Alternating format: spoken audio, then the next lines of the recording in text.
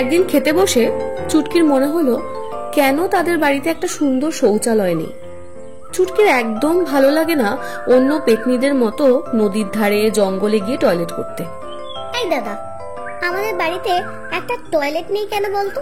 এই পায়খানা বল, মানুষদের মতো বেশি ইংরেজি ঝাড়বি না। পড়াশোনা তো করিস না, জানবি কি করে?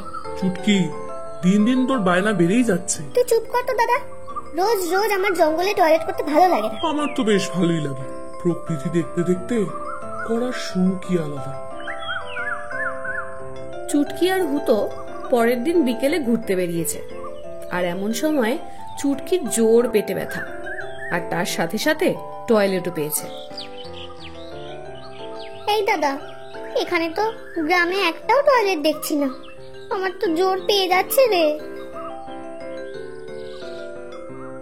মনে হচ্ছে ওই বাড়িটায় আছে, চল গিয়ে দেখি।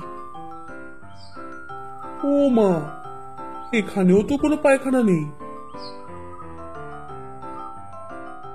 কতবার বললাম সরাইয়ের জঙ্গলে চল, ওখানে গিয়ে আরামসে করবি, তা না মানুষদের মতো পায়খানা খুঁজে বেড়াচ্ছে। এই তুই চুপ কর তো দাদা, আমি জঙ্গলে যাব না, তুই তাড়াতাড়ি আমার জন্য টয়লেট খোঁজ।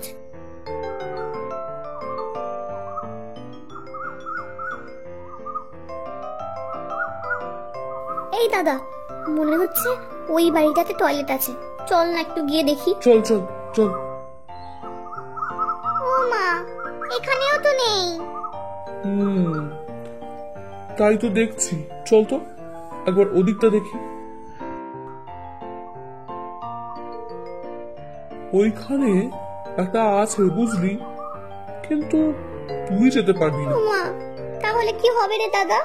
আমাদের কি সেই শহরে যেতে হবে? কেন রে দাদা, আমি যেতে পারবো না কেন? আরে বাবা, ওখানে স্ক্যান করে ঢুকতে হয়। ও মা, সেটা আবার কি জিনিস? আরে এসব মানুষদের তৈরি জিনিসপত্র, আমরা কি অত শত বুঝবো? তাহলে কি হবে? আমাদের আবার গ্রামেই ফিরে যেতে হবে? তাহলে আর কি, চল যাই, জঙ্গলের দিকেই যাই। চল তাহলে।